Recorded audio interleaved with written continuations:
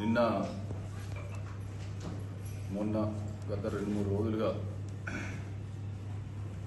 Bharatiya Janata party ముఖ్యంగా కేంద్ర సహాయ మంత్రి బండి సంజయ్ కుమార్ స్మార్ట్ సిటీ పనులకు సంబంధించి కావచ్చు, అభివృద్ధి సంబంధించినటువంటి కార్యక్రమాల్లో ఏదో ఒక మంచి మెసేజ్ ఇవ్వడానికి ప్రయత్నం చేసినట్టు, అతనికి ఈ కరీంనగర్ అభివృద్ధి మీద కానీ ఈ కరీంనగర్ ప్రజల మీద అమితమైనటువంటి ప్రేమ, ఒక్కడేసారి జ్ఞానోదయం కలిగినట్టు మాట్లాడితే మేము కొంతవరకు నిజమేమో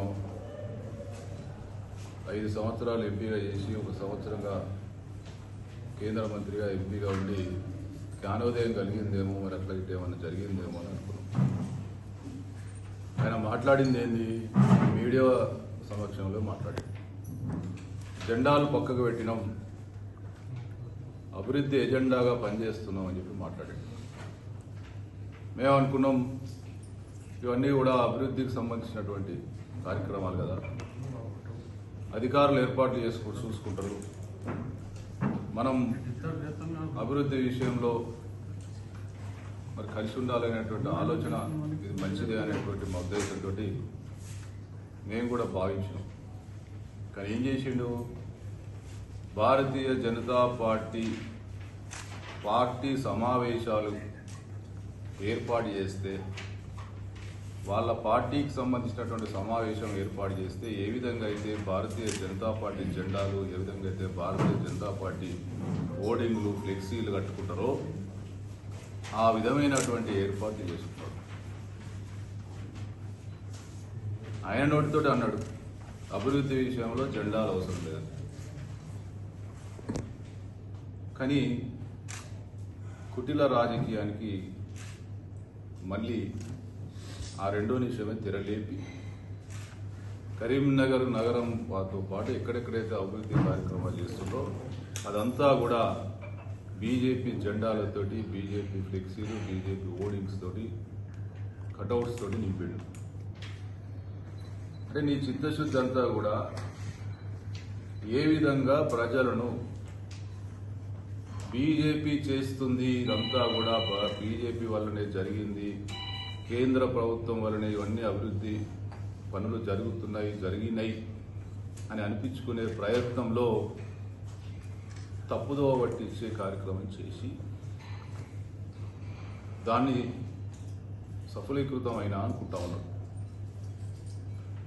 ఇలా స్మార్ట్ సిటీకి సంబంధించినటువంటి పనులు కేంద్ర రాష్ట్ర ప్రభుత్వాల వాటా ధనంతో ఇవన్నీ కూడా అభివృద్ధి పనులు జరిగినాయి. దాదాపు 800 కోట్ల అభివృద్ధి పనులు జరిగితే 50% కేంద్ర ప్రభుత్వ వాటా, 50% రాష్ట్ర ప్రభుత్వం వాటా. అంటే కేంద్రానికి ఎంత అయితే దీంట్లో అభివృద్ధి పనులలో ఉందో భాగస్వామ్యం, రాష్ట్రానికి అంతే భాగస్వామ్యం ఉంది. కానీ దీన్ని అంతా కూడా తప్పుదో పట్టించే ప్రయత్నం చేసి, కాబట్టి మేము ఒకటే చెప్తా ఉన్నాం, నీ చిత్తశుద్ధి ఏందో ఇవాళ స్పష్టంగా కనిపించింది. నీ చిత్తశుద్ధి కుటిల రాజకీయము, కుట్రలు, ప్రజలను తప్పుదోవ పెట్టడం, ఇది మీకు వెన్నతోటి పెట్టిన విద్య. దాన్ని మళ్ళీ ప్రదర్శించు.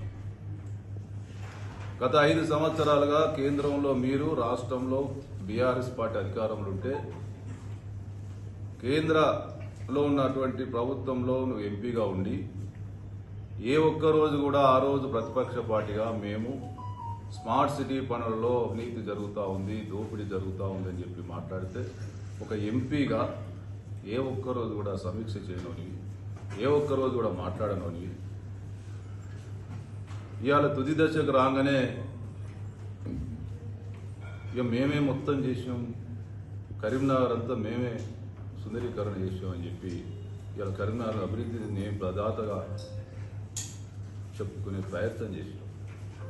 కాబట్టి ఒక్కటే చెప్తాను బండి సంజయ్ కుమార్ గారు, మోసం చేసుడు, మభ్య పెట్టడం, అవకాశవాద రాజకీయాలు చేయడం, ఇవన్నీ కూడా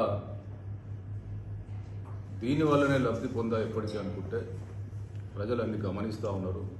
ఇలా 400 కోట్ల పనులు, 800 కోట్లలో 400 కోట్ల పనులు రాష్ట్ర ప్రభుత్వం వాటా.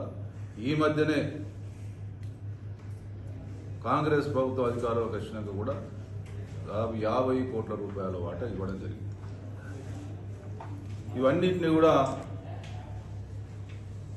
మరి ఏం కానట్టు మొత్తం కేంద్ర ప్రభుత్వం ద్వారా జరిగినట్టు ఇలా మోసం చేసే పని, మభ్య పెట్టే పని చేసి ఇదంతా ఒక పక్క ప్రణాళిక. దీనికోసం తిమింగలాలను ఆ తిమింగలం కాదు అని అనిపించుకోవడానికి కోసం దాంతో ఒక పక్క ప్రణాళిక చేసి దీంట్లో మా భాగస్వామ్యం తగ్గించడానికి ప్రయత్నం చేసి కేంద్ర పట్టణాభివృద్ధి, అర్బన్ డెవలప్మెంట్ కేంద్ర మంత్రి వస్తే నేను ఒక అర్బన్ డెవలప్మెంట్ చైర్మన్, అదేవిధంగా ఆఖరుకు మా పొంగులేటి శ్రీనివాసరెడ్డి గారు మంత్రివర్యులు, ఆయన ఒకటే కేంద్ర మంత్రి చుట్టూ తిరుక్కుంటూ మా మంత్రి గారిని కూడా కొంత ఇబ్బంది కలిగించే పరిస్థితి.